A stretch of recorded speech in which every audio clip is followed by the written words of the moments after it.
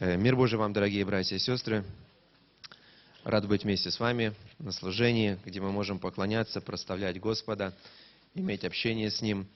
И я бы хотел вместе с вами порассуждать над Священным Писанием. Тему своей проповеди я назвал «Кораблекрушение как новая возможность». Теперь непосредственно сами тексты, над которыми мы будем вместе рассуждать. Деяния апостолов, 27 глава, 24 стих, и потом 28 главы мы будем с 1 стиха читать. Деяния, 27 глава, 24 стих. «И сказал: не бойся, Павел, тебе должно предстать перед Кесарем, и вот Бог даровал тебе всех плывущих с тобою». Это фраза, которую сказал апостол Павел, когда они были на корабле, и его отправили на суд перед Кесарем. И когда началась, в общем-то, достаточно сильная буря, все заволновались, испугались, что делать, как быть. И Павел говорит: не бойтесь, все будет нормально, потому что Господь послал ангела своего, который сказал мне, что все будет хорошо, ты пристанешь, и все, которые плывут с тобой на корабле, спасутся. Эта фраза, и теперь непосредственно сам текст, уже после того, когда они оказались на острове, то есть все они спаслись, только корабль один погиб. 28 глава и с 1 стиха. «Спасшие же, бывшие с Павлом, узнали, что остров называется Мелит. Иноплеменники оказали нам немалое человеколюбие, ибо они по причине большого дождя и холода разложили огонь и приняли всех нас. Когда же Павел набрал много хвороста и клал на огонь, тогда ехидна, выйдя от жара, повисла на руке его. Иноплеменники, когда увидели висящую на руке его змею, говорили друг другу: верно, этот человек-убийца, когда его, спасшегося от моря, суд Божий не оставляет жить. Но он, стряхнув змею в огонь, не потерпел никакого вреда. Они ожидали было, что у него будет воспаление, или он внезапно упадет мертвым. Но, ожидая долго и видя, что не случилось с ним никакой беды, переменили мысли свои и говорили, что он Бог. Около того места были поместья начальника острова именем Публия. Он принял нас и 3 дня дружелюбно угощал. Отец Публия лежал, страдая горячкой и болью в животе. Павел вошел к нему, помолился и возложил на него руки свои, исцелил его. После этого события и прочие на острове, имеющие болезни, приходили и были исцеляемы. И оказали нам много почестей, и при отъезде снабдили нужным. Через 3 месяца мы отплыли на Александрийском корабле, называемом Диоскуры, зимовавшем на том острове, и приплыли в Сиракузы, пробыли там 3 дня, оттуда отплыв прибыли в Ригию, и как через день подул южный ветер, прибыли на 2-й день в Путиол, где нашли братьев и были упрошены пробыть у них 7 дней, а потом пошли в Рим». Итак, сама история, думаю, что для многих из вас достаточно хорошо знакома, которая говорит о той ситуации, в которой оказался апостол Павел. Вообще, когда мы с вами рассматриваем «Деяния апостолов», это та книга, которая, в общем-то, написана в таком достаточно повествовательно-историческом стиле, где Лука рассказывает о том, что происходило. Он написал одну книгу для достопочтенного Феофила, ту, что мы называем Евангелие от Луки, и потом уже 2-ю книгу написал для того, чтобы показать, какие же события были дальше. Что происходило, как начиналась, в общем-то, созидаться Церковь Христова здесь уже после вознесения Иисуса Христа. И много различных историй описано. И когда мы с вами сегодня читаем те события, которые были, понятно, что для нас это имеет, с одной стороны, чисто историческую даже ценность. Мы знаем корни, откуда мы с вами, откуда христианство пошло, как оно распространялось, с чем оно было связано, каким образом Бог действовал. Это нас вдохновляет. Но, с другой стороны, истории написаны не просто ради того, чтобы мы просто имели знание того, что было, но в том числе и для того, чтобы мы с вами могли взять какой-то пример для нашей жизни. Чтобы мы могли увидеть какие-то принципы, которыми мы можем руководствоваться, когда мы оказываемся в подобных ситуациях. И есть такое выражение, оно не библейское, но достаточно точное, которое говорит о том, что те, кто не изучает историю, обречены на то, чтобы пройти ее 2-й раз. И, соответственно, мы для этого изучаем какие-то вещи, для того, чтобы, взяв вывод в нашей жизни, не повторять подобного, если это что-то было негативное. Или же, если было что-то позитивное, использовать для того, чтобы мы могли в подобной какой-то ситуации сделать что-то то, что будет для нашего блага. И мы с вами сегодня учимся на примере жизни апостолов, на примере жизни других людей, тех, которых называли, может быть, герои веры, мужи веры, там, жены веры, для того, чтобы мы с вами могли, сталкиваясь с какими-то ситуациями в нашей жизни, уже не на собственных ошибках учиться, Учась на ошибках других, не повторять их в своей жизни. И эта история может быть нас в прямом смысле точно так же, как произошло с апостолом Павлом, и не коснется. Вот даже если нас суды перед Кесарем отправят, то в Беларуси моря нет, по которому плыть. Равно как и островов. Ну, реки есть, но там, скажем, не настолько катастрофически это все бывает. Поэтому можно подумать, с одной стороны, ну, а какой нам смысл рассматривать эту историю? Вряд ли мы куда-то там на море поплывем отсюда. Не, хотя, может быть, кто-то куда-то переедет, где будет там путешествовать потом на кораблях, это уже другой вопрос. Но, тем не менее, есть какие-то общие принципы вообще того, что происходит с человеком, когда он оказывается в той ситуации, которую, может быть, он не ожидал, которая достаточно неприятна, и которая является определенным, может быть, тормозом, препятствием на том пути, который был намечен. Когда мы с вами читали 27 стих, там ангел Господень, который явился, вернее, 27 главу, ангел Господень явился и сказал, что не бойся, потому что тебе нужно предстать перед Кесарем. То есть Бог тебя направил. Еще чуть раньше, когда мы читаем историю апостола Павла, мы видим, что Бог ему сказал: не бойся, точно так же, как ты здесь проповедовал, тебе нужно будет потом впоследствии еще и в Риме проповедовать перед Кесарем. То есть апостол Павел знал, что перед ним должно произойти. Он знал свой путь, он знал то предназначение, он понимал, что там же в Риме его жизнь закончится, но тем не менее он видел, что Бог дал ему особую возможность, в том числе и перед императором Римской империи, проповедовать, говорить о Слове Божьем. Знаете, есть разные пути, каким образом Бог дает возможность свидетельствовать. Есть разные пути, каким образом Бог дает возможность людям услышать Слово Божье. И иногда, может быть, даже мы сами вроде как и не прилагаем к этому никаких усилий. Но обстоятельства, которые Бог дает нам в нашей жизни, ведут нас так, что мы оказываемся в подобной ситуации. И вы знаете, хорошо, когда мы можем, скажем, евангелизировать путем того, что мы сами добровольно куда-то идем, рассказываем, говорим. Это хорошо, и мы радуемся и так далее. Но не всегда везде мы можем пойти. И не в каждое место мы можем попасть, в общем-то, потому что есть определенные ограничения. И, скажем, обычный простой человек, каким бы он там ни был, просто так вот прийти перед римским императором проповедовать никогда бы не смог, вряд ли бы его туда пустили. Была своя система. Но благодаря определенным каким-то событиям оказалось так, что вот апостол Павел из-за того, что он был римским гражданином, имел такую возможность, затребовал суда у Кесаря, и вот у него была возможность защищаться, проповедовать. Он это не использовал настолько для того, чтобы свою только защиту сделать, хотя это тоже было немаловажным, но в первую очередь он это использовал как возможность для евангелизации. Таким образом, он знал цель, он знал, куда он должен идти. Он знал свое призвание быть апостолом, проповедником, и для него было, скажем так, конечной целью оказаться в Риме. И вот они направились туда, вроде бы все идет нормально. Там евангелизация, там евангелизация. И вы знаете, иногда, может быть, рассматривая эту историю, кажется настолько удивительным. Смотрите, он находился под стражей, но жил сам по себе. То есть он не в темнице сидел, было время, когда он в темнице сидел, но вот в данных периодах в основном было так, что с ним кто-то был всегда с воином, он мог быть у себя дома, знаете, как так сказать, под домашним арестом. И надо даже туда-сюда ходить, где-то перемещаться, и тут вместе воин с ним. Не знаю, я думаю, что, наверное, те воины, которые Павла стерегли, точно покаялись. Потому что столько быть с ним везде, на всех богослужениях, сидеть, слушать. У них даже выбора, кстати, не было. Они просто были такой длинной цепью между собой соединены. Куда он пошел проповедовать? Эти с ним. Он там молится, эти стоят, сколько он там не молится, стоят, ждут, пока он закончит. Вы представьте себе, люди с нуждами приходят, какие-то вопросы решать, душепопечительские беседы, эти тоже стоят. И даже потом, помните, когда они уже шли в Рим по пути, тоже интересно, ведут арестованных, вдруг вышли братья навстречу. Говорит, останьтесь с нами на 7 дней. Остались. Представьте себе, ситуация, которая была. То есть, использовали возможности. Возможно, те воины уже тоже, которые там их меняли же периодически. А еще тем более, пережив такое событие, думаю, тоже все они обратились к Богу. Конечно, чего же не остаться с братьями. Давайте останемся 7 дней, там молились, остались. Пришли в Рим, там тоже местные вышли навстречу им. И там еще в Риме Павел жил какое-то время, почти 2 года. То есть, была возможность, и Бог дал эту возможность. Таким образом, Павел знал. И вот смотрите, он уже направляется в Рим. То есть, он видит, его путь идет дальше и так далее. Знаете, и когда мы имеем цель, когда мы уже на что-то настраиваемся, когда мы видим что-то, оно уже должно быть, когда мы четко определились, нам хочется, чтобы это произошло.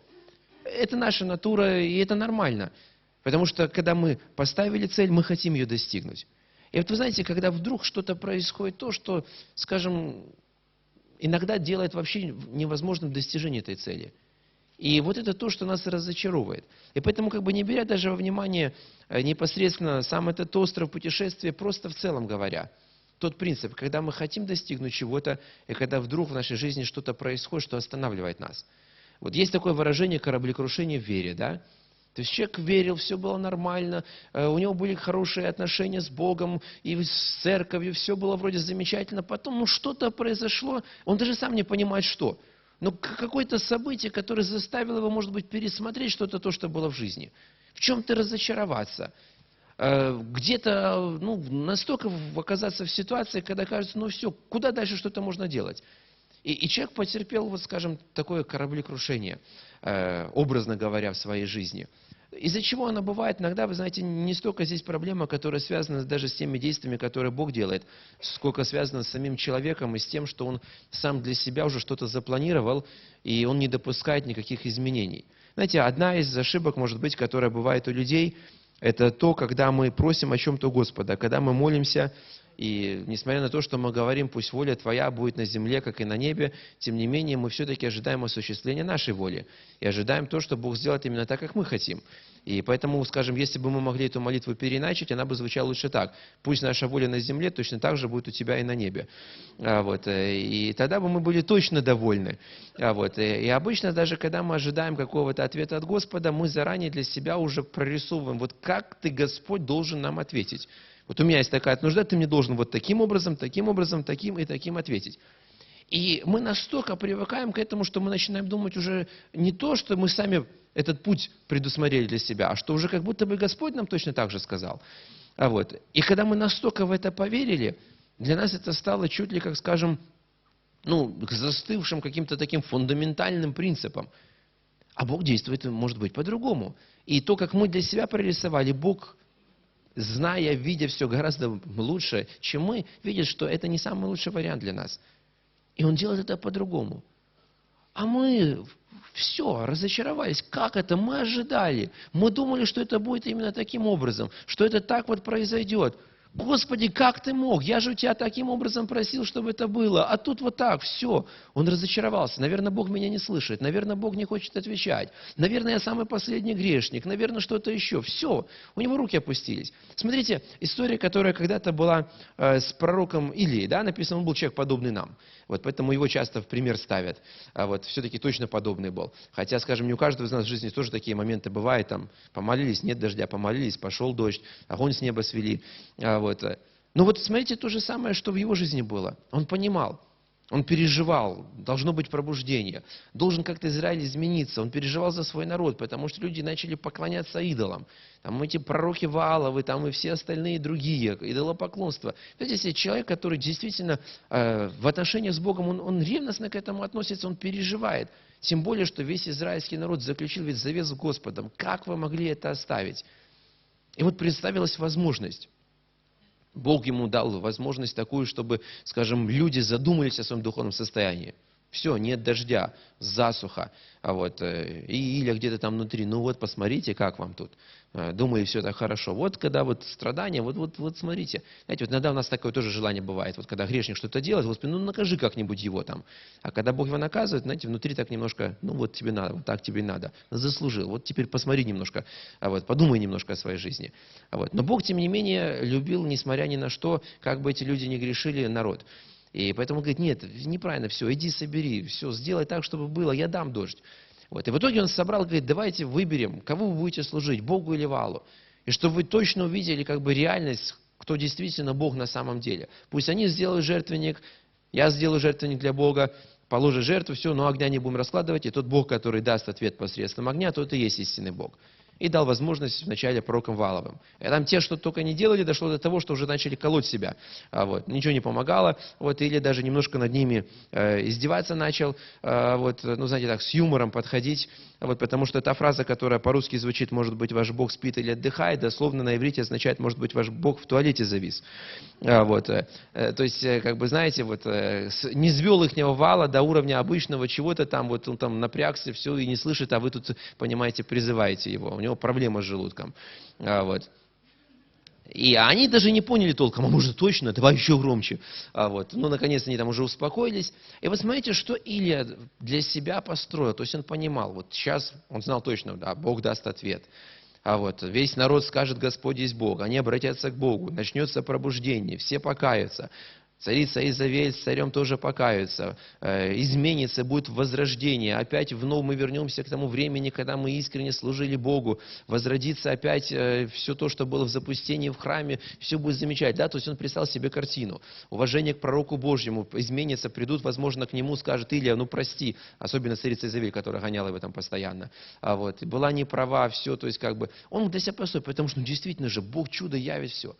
Это было то, как он для себя запланировал. И Бог действительно дал ответ. То есть все сначала шло нормально, как хорошо было. А потом и весь народ кричал: Господь есть Бог, Господь есть Бог. И пророка Вааловых перебили. Все нормально. Пару дней прошло, и вдруг Илия оказался под кустом можжевелым на горе и говорит: Господи, не хочу жить уже. Все, забери меня. Я один остался, моей души ищут. Откуда? Как? Почему? Потому что не получилось всего того, что он ожидал. Он ожидал, что будет массовое покаяние. А в итоге народ только покричал: Господь есть Бог, и все на это. Знаете, вот как, скажем, мы проводим какую-нибудь массовую евангелизацию, человек 400 вышло вперед на покаяние, приходит в воскресенье в церковь на богослужение, а из них только 2 пришло.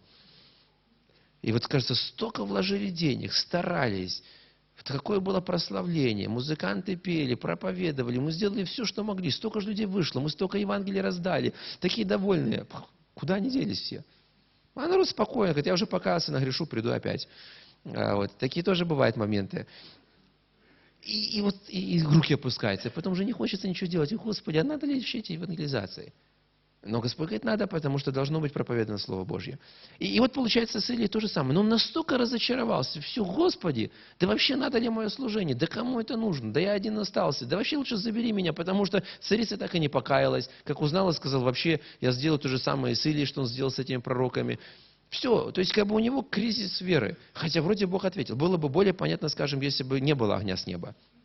Но огонь-то с неба был. Но не было той реакции, которую он ожидал. Это просто к тому, что не всегда чудеса и знамения изменяют мнение людей. Они восторгнутся, и потом так дальше пойдут, как шли. Будут новых чудес искать. Почему, скажем, когда Христос проповедовал, меньше делал внимания на чудеса, на знамения. Даже когда кого-то исцелял, помогал, он говорил: иди, никому не говори об этом. Хотя мы бы, наверное, наоборот сказали: иди всем расскажи. Но смысл был в том, что Господь хотел, чтобы они приходили к Нему не потому, что чудеса и знамения посмотреть или получить какую-то только физическую помощь и все, а чтобы приходили Слово слушать, которое Он проповедует, и учение. Поэтому в этом был смысл. И вот он разочаровался, все. То есть тоже крушение веры. Правда, Бог пришел, помог ему восстановиться и так далее. Это отдельная история. Но мы в жизни периодически что-то подобное испытываем. Вот запланировали, сделали вот так, будет все.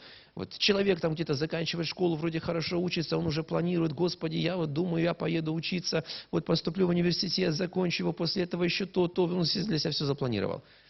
Пошел поступать, и вроде все же было нормально, и знания, все. Не поступил. Бывают такие моменты. Там есть очень много разных факторов, которые на это влияют. Все, разочаровался. Я же думал, да как, каким образом, а что делать, и все на этом. И вы знаете, мы смотрим чисто с человеческой стороны, не всегда видя, что делать дальше. Каким образом? Потому что, кажется, все, планы разрушились. Что дальше делать? Каким образом поступать? Я не знаю, вообще ничего не знаю.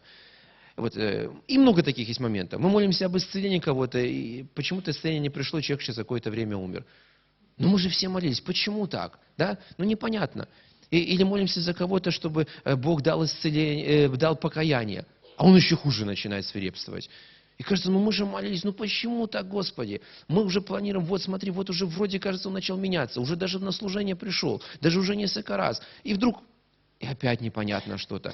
И мы разочаровываемся. И это правда, это бывает в нашей жизни. И так можно массу различных событий, случаев приводить.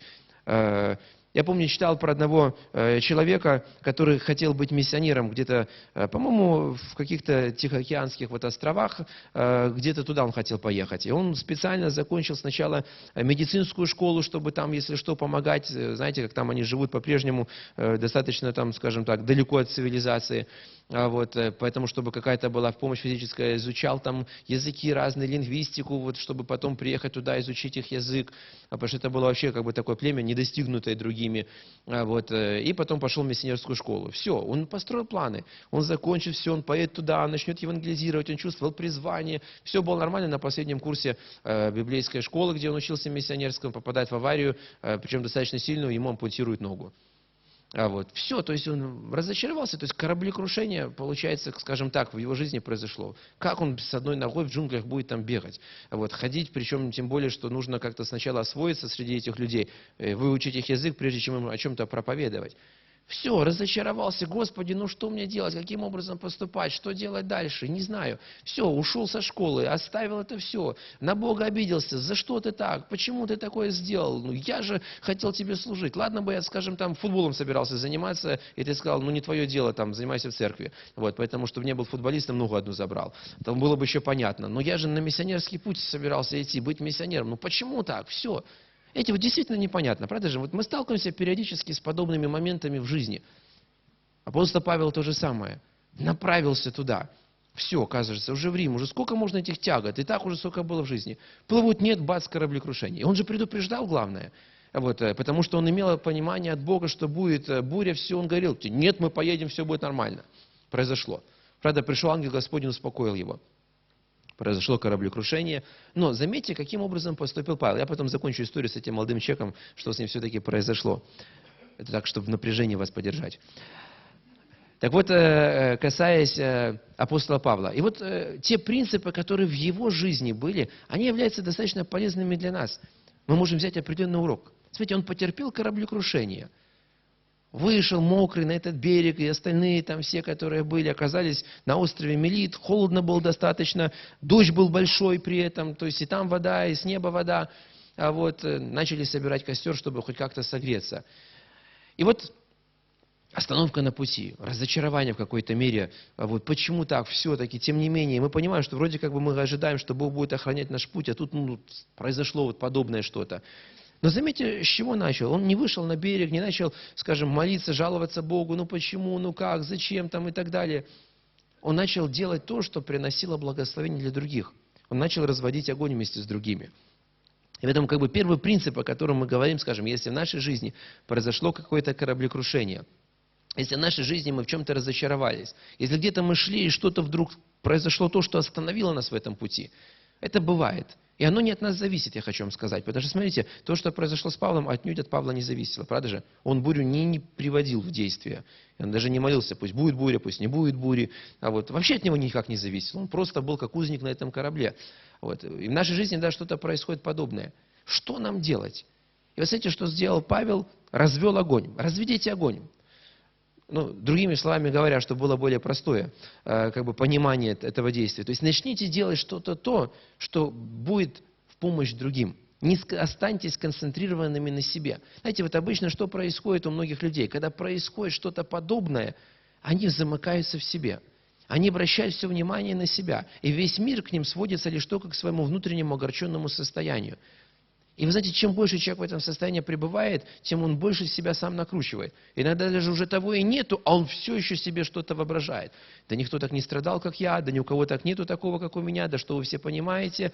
И он ходит такой бедный, несчастный, и потом самому начинает нравиться, как он бедный и несчастный. К сожалению, серьезно, люди начинают помогать как-то там, беседовать с ним, ну давай что-то еще, да нет, да что вы понимаете. Начинает чувствовать, что может быть в этом и есть истинное смирение перед Богом. Хотя это абсолютно неправильно. Павел начал разводить огонь. То есть начните делать что-то то, что будет помогать людям. Начните делать то, что будет благословлять других.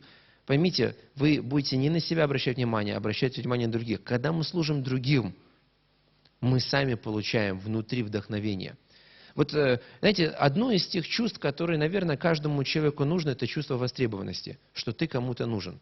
Это придает определенный смысл для жизни человека. Потому что когда ты никому не нужен, ты и себе становишься ненужным. Теряется цель в жизни. А что, а как? Мы понимаем, что мы нужны Богу. Но тем не менее мы хотим какое-то иметь отношение с людьми. Бог нас такими создал. И очень часто мы сами делаем то, что разрывает эти отношения с людьми. И причина не в том, что мы никому не нужны, а в том, что мы себя так ведем, что мы становимся действительно никому не нужны. Или мы себя сами ставим в такое положение. И Павел понимал, если я хочу продолжать служение, которое Бог мне верил, да, произошла беда, но я все равно призван служить другим. Он не зациклился на себе, начал помогать другим. В итоге он стал востребованным. Он понимал, от него тоже зависит то, как другие согреются. Поэтому, если вы оказались в подобной ситуации, где-то что-то в вашей жизни произошло, не останавливайтесь, начните что-то делать для других, начните помогать. С одной стороны, вы отвлечетесь в какой-то мере от того, чтобы, скажем, зациклиться на этом кораблекрушении, но оно уже случилось, уже не вернешь назад. С другой стороны, вы увидите какую-то цель, начнете служить, что-то делать, вы увидите благодарность, которую вам окажут другие. Это придаст определенный смысл. Но дальше что произошло с ним?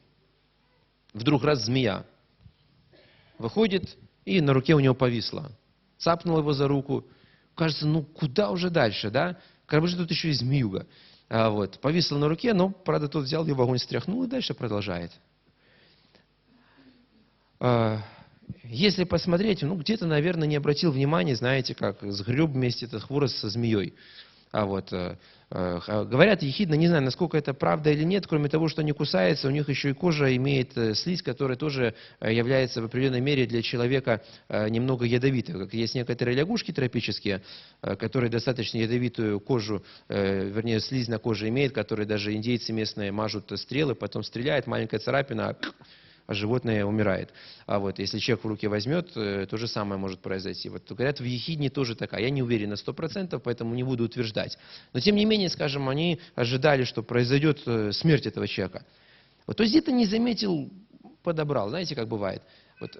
Второй принцип, когда мы оказались в кораблекрушении или когда мы потерпели его, кроме того, что помогаем другим, наблюдайте за змеями. Если говорить, скажем, языком более практическим, это то, что дьявол пытается атаковать нас тогда, когда мы меньше всего ожидаем. Уже, кажется, мы справились с тем кризисом, который произошел. Вроде как бы начали меняться. И вдруг бац, опять очередная атака. И в данном случае, скажем, дьявол такой, который пытается нас остановить. Это его задача. Но мы можем противостоять твердой верой, и он убежит от нас. И поэтому в данном случае, если даже что-то произошло, где-то даже, если мы настороже ожидаем, то мы не допустим, что вообще эта змея оказалась в нашем хворосте. Но если даже где-то мы что-то упустили, не переживайте, что-то произошло, мы имеем силу от Господа. И Бог помогает нам преодолеть это. Поэтому произошла атака, не останавливайтесь, продолжайте делать то, к чему призвал вас Бог. Стряхните просто, образно говоря, эту змею в огонь, то есть противостаньте вашей верою, и Бог будет помогать вам. Продолжайте дальше поддерживать этот костер. Третий принцип, который мы здесь видим с вами, это то, что нельзя постоянно следовать общественному мнению. Помните, что общественное мнение – это еще не истина последней инстанции. Мы, люди, постоянно сталкиваемся с мнением общества, но оно не всегда является верным. И мнение большинства – это еще не мнение Бога. Смотрите, что здесь произошло. Как только змея эта повисла, укусила его, общественное мнение что сказало? Убийца. Как это может быть? Его, спасшегося из моря. Даже здесь Божий суд не стоит. Заметьте, они про Божий суд говорили. То есть они говорили, видите, Бог сам показывает, что этот человек плохой. Его еще и змея укусила. Хотя так не было на самом деле. Но все люди так подумали. Вы знаете, когда иногда в нашей жизни случаются проблемы, ведь не всегда они происходят от того, что мы согрешаем, правда же? Не всегда эти проблемы происходят из-за того, что мы какие-то стали менее духовны или что-то еще. Но общественное мнение обычно, когда видит проблемы, говорит, это потому, что он где-то в чем-то согрешил. Это, наверное, потому, что где-то он на служении плохо поступал. Это, наверное, где-то десятину не доплатил. На домашнюю группу не пришел. Еще что-нибудь. Хотя мы ходили, десятины давали, Богу служили. Но общественное мнение, потому что как? Мы все привыкли, если проблема, обязательно грешник. А потом демонов начинаем в нем искать каких-нибудь. Ты просто не понимаешь, где-то у тебя есть такая половинчатая одержимость. Там не в духе еще, но в теле уже началась. Или еще что-то. К сожалению, хочу вам сказать, это общественное мнение, потому что люди привыкли. Раз проблемы, значит грешник. С Иовом точно такое же самое было. Помните, там куча друзей пришло помогать, в кавычках. Ты, наверное, где-то согрешил. Ищи, в чем согрешил. То же самое происходит. Ищи, в чем согрешил. Да вроде ничего. Скрываешь грех свой, молись, что Бог о тайнах очистил. Давай каких-нибудь пророков найдем, чтобы нашли, в чем ты согрешил. Так я же знаю свою жизнь. Потому что действительно бывают такие моменты. И может быть, общественное мнение действительно говорит о том, что все, вы грешник, смотри, это Бог тебя так наказывает. Хотя у нас нормальные отношения были с Богом. Поэтому не отчаивайтесь. общественное мнение не всегда является правильным. К сожалению, потому что мы видим только одну сторону какую-то, как общество. Бог видит все. Поэтому то, на что мы должны ориентироваться на мнение Бога о нас. Что именно Бог о нас думает. Каким образом Бог нас считает. В каких мы действительно отношения с Богом. И если мы чувствуем, что у нас нормальные отношения с Богом, мы продолжаем Ему служить, да, мы продолжаем делать этот костер. Нас жалят эти змеи, и мы все равно продолжаем трудиться для Бога. Даже если люди думают, вот эти вот все страдания, вот он трудится для Бога, а все равно у него проблемы преследуют его. Значит, что-то он не так делает. Вы честны перед Богом. Пусть вас это общественное мнение не остановит. Продолжайте делать. Смотрите, Павел продолжил. Аж все остальные наблюдали, что же будет. Или постоянно наблюдают, честно. И потом они увидели, что ничего потом не случилось, оказывается. Изменилась ситуация. Новое общественное мнение. Он Бог. Вот вам общественное мнение. Быстро поменялось. В течение одного и того же дня, буквально в течение часа. То убийца, которого Бог наказывает, теперь уже не просто, которого Бог благословляет, вообще Бог. Все. Знаете, уже превознесли. Это вторая сторона. И я хочу вам сказать, что это тоже еще одна сторона общественного мнения. Вас могут до убийцы снисвести, а могут вообще настолько поднять, что Богом вас будет считать. Все, будут стараться, чтобы хотя бы, даже если не лично вы сами, то хотя бы ваша тень на них коснулась. В очереди к вам выстраиваться, чтобы поздороваться, что-то еще. И здесь тоже нужно уметь правильно относиться.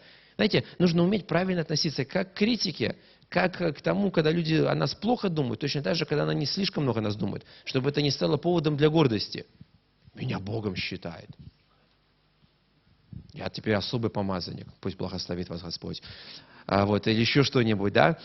Все эти моменты.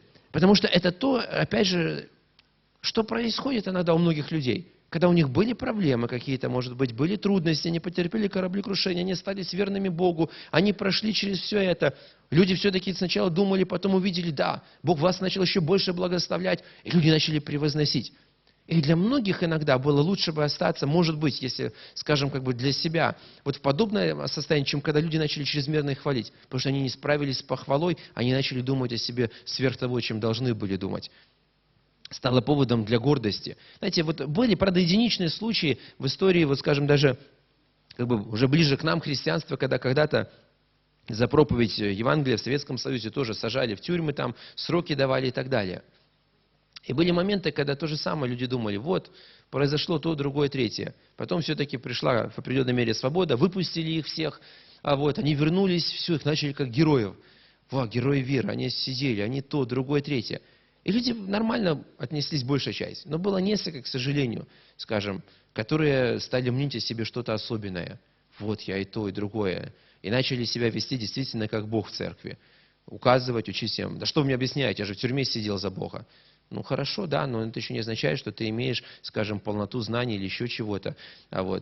Начинали церкви раскалывать, собственные какие-то объединения создавать, что-то еще. К сожалению, хочу вам сказать. Потому что люди не сумели справиться с тем, когда начали восхищаться ими. Это то, к чему мы должны научиться. Не следовать общественному мнению, а следовать тому мнению, которое Бог о нас имеет. И соответствовать тому, чтобы Бог нас оценивал.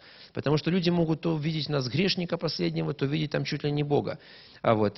И некоторые люди постоянно оглядываются в своей жизни, что другие подумают, а что они скажут, а как они посчитают. А если я вдруг начну служить, скажут, что ты уже выскочкой стал. А если чрезмерно начну служить, а если что-то еще, и постоянно оглядываются. И не настолько оглядываются на мнение общественное, что они не видят вообще, куда они идут. Знаете, если мы постоянно будем оглядываться по сторонам, мы очень быстро споткнемся, особенно сейчас, когда скользко.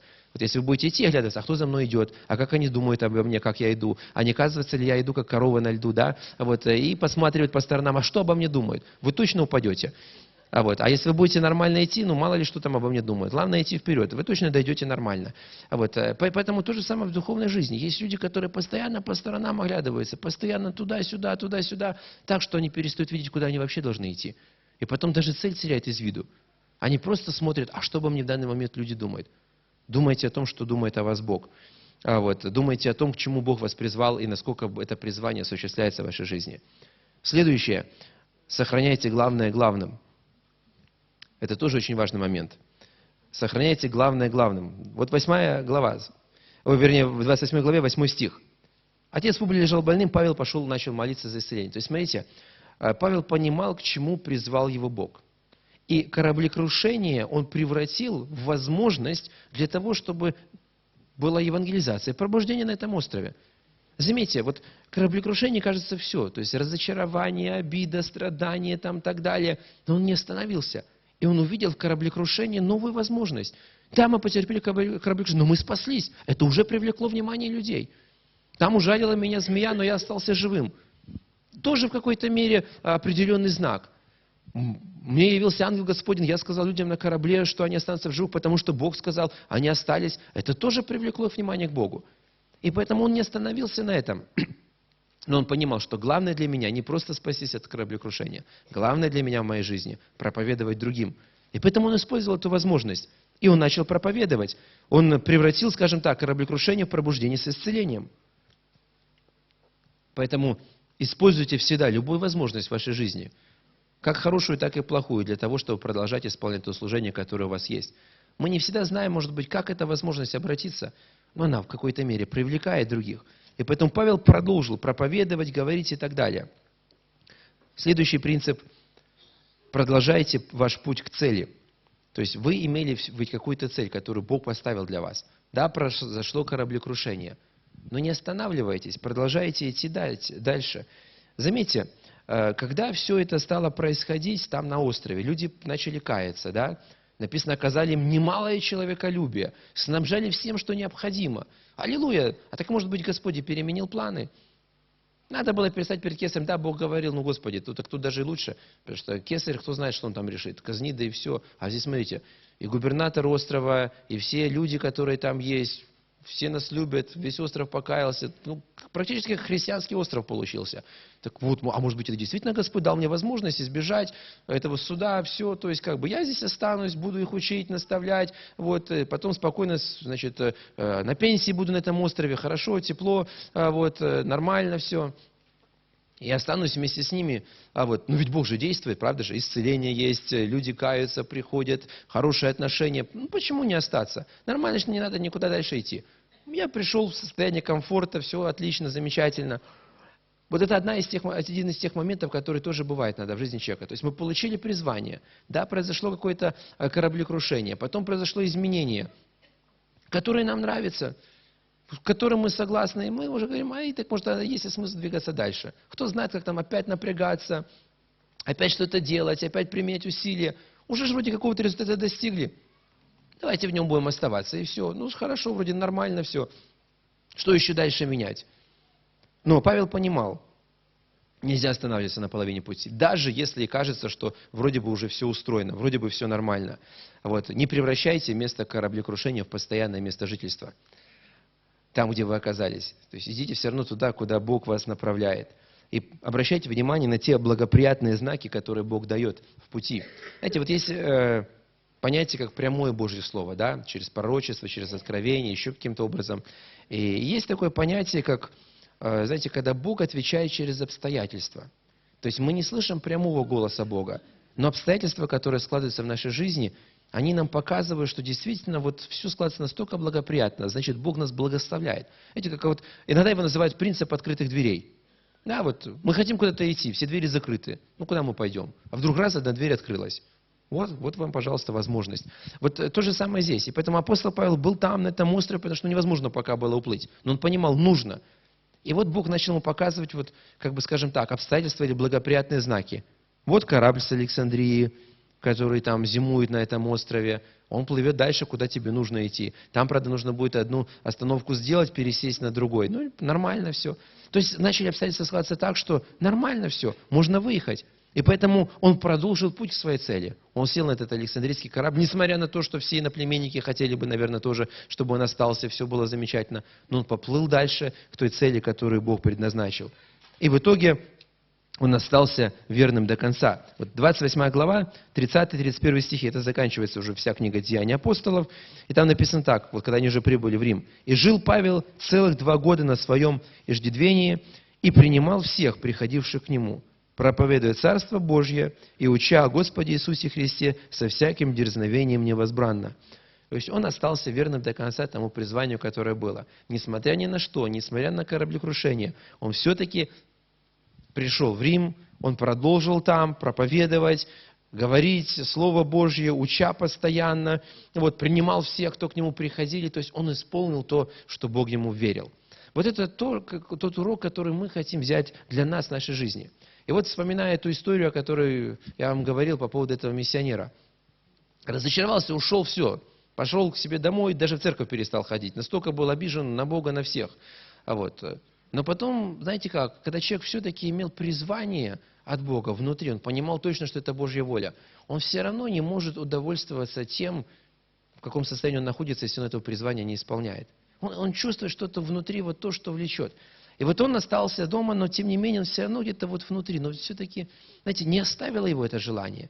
Не оставило, потому что, знаете, одно дело, когда мои собственные мечты, да, другое дело, когда это все-таки Божье призвание, которое есть в человеке. И он решил, нет, все-таки попробую. Почему нет? Почему я остался на полпути? Но я же остался живым. По-прежнему я чувствую призвание. Начал молиться, как-то духовно восстановился, вернулся в школу, закончил ее и таки отправился на остров. Сделал протез, научился на нем ходить нормально и поплыл туда. Приплывает, значит, там была миссионерская база, а на остров тут не особо плавали, потому что эти товарищи все еще были каннибалами, то бишь людей ели периодически. До сих пор есть еще такие племена, их там периодически находят в джунглях, то там, и обычно они там свою территорию обозначают там палками с черепами, что типа туда не заходи, потому что мало не покажется. И местные проводники, которые его туда, а это на остров нужно было с одного острова на другой плыть, везли, говорят, мы, с тобой туда не поплывем, потому что зачем нам это надо? Если ты так уже рвешься туда к ним, твои трудности. И они его довезли до рядышком острова маленького, все, говорит, а дальше плыви сам. Его посадили в лодку, дали ему там какие-то запасы, чтобы с ним были, и он уже сам погреб туда. Плывет, а эти уже из кустов следят за ним. Приплыл на берег, вышел с этой лодки, они, знаете, как-то спрятались сначала, дождали, чтобы он вышел, а когда уже вышел, они раз все вышли, окружили, и как у них там есть такая привычка сначала врага морально запугивать. Стоят там, копьями стучат в землю, там, и сами себя еще заводят. Обычно так, чтобы потом уже и вперед в атаку. И он стоит и думает, что делать, потому что языка не знает. И здесь такой шанс, то есть что произойдет. Возможно, это будет даже еще не успел приплыть, тебя уже словили и съели. И как поступать в этой ситуации? Он стоит, начал молиться, говорит, Господи, да что мне сделать? И вдруг приходит мысль, бросим свою ногу искусственную. Да? Он берет, отстегивает эту ногу и кидает им. Они в шоке, перестали стучать, раз так пару шагов назад. Что делать? Смотрят, а знаете, один, который уже себя настолько сильно завел, он к этой ноге ее зубами, и зубы сломал, потому что искусственно, это же не это самое. Он вообще еще больше в шоке, то есть у него кровь не идет, он стоит, все нормально. Представляете, люди, которые никогда не имели знакомства с социализацией, что такое может быть, правда, действительно чудо. Отстегнул ногу, нога как металлическая, этот вонзил зубы, остается и стоит. Они смотрят, они еще на пару шагов дальше, страшно стало. Он доковылял, допрыгал до этой ноги, поднял, раз пристегнул опять на двух ногах, штанину опустил. Они начали кланяться ему. Подумали, что Бог точно явился. Потому что такого чуда никто никогда не видел. Все, они там начали фрукты ему тащить, что-то еще, то есть, почитать. И он сначала им не препятствовал, изучал язык. И он понял, почему Бог допустил, чтобы подобная авария в его жизни была. Знаете, тогда казалось кораблекрушение, но это была возможность, которая ему дала именно такую ситуацию, чтобы он мог оказаться на этом острове. Потому что если бы у него было две ноги, его бы там съели, скорее всего. Потому что приплыл какой-то иноплеменник. Но благодаря тому, что именно это произошло, то есть Бог использовал. Когда это было, он даже понятия не имел, что так произойдет. Он не мог представить, что действительно таким образом это изменится. И как оно повлияет. Он думал, что все, конец на этом. Моему служению всему. Но Бог, видя наперед, зная, что может произойти, Он дал эту возможность. И в итоге он начал им изучать язык, потом начал постепенно проповедовать, и потом в итоге, в общем-то, начал им рассказывать о Христе, и люди начали каяться. И они потом уже тоже рассказали ему историю, что они собирались его действительно съесть, потому что у них есть такое поверье, что если пришел к тебе враг, и ты его съел, то ты приобретаешь силу врага. И говорит, но когда произошло это чудо, они были в шоке, потому что они никогда ничего подобного не видели. И они переменили, как об апостоле Павле, свое мнение, и начали почитать. Потом он сказал, что нет, объяснил ситуацию, говорит, я действительно понял, почему Бог допустил это событие в моей жизни. Оно сохранило мне в целом жизнь и дало возможность им проповедовать. Поэтому, братья и сестры, мы не всегда знаем, к чему приведет нас кораблекрушение. Может быть, даже несмотря ни на что. Это кораблекрушение, которое произошло, дало возможность для этого Публия, который был губернатором этого острова, да, для его отца получить исцеление, тому покаяться, обратиться. Возможно, никогда бы, если бы этого кораблекрушения не произошло и не было бы христиан на этом острове. Кто знает. Поэтому не разочаровывайтесь, когда в вашей жизни какое-то происходит кораблекрушение, когда те планы, которые вы задумали в вашей жизни, вдруг где-то как-то разрушились, когда то, что вы запланировали, пошло совсем по-другому. Пусть это не будет тем кораблекрушением, которое вас потопит. Пусть потонет только корабль. Выплывайте дальше, разводите огонь, помогайте другим, продолжайте исполнять то, к чему вас Бог призвал, и потом будете видеть и иметь возможность двигаться дальше. И Бог обратит ваше кораблекрушение в новую возможность в вашем служении. То, что будет определенным опытом для вас, которое поможет вам что-то сделать дальше.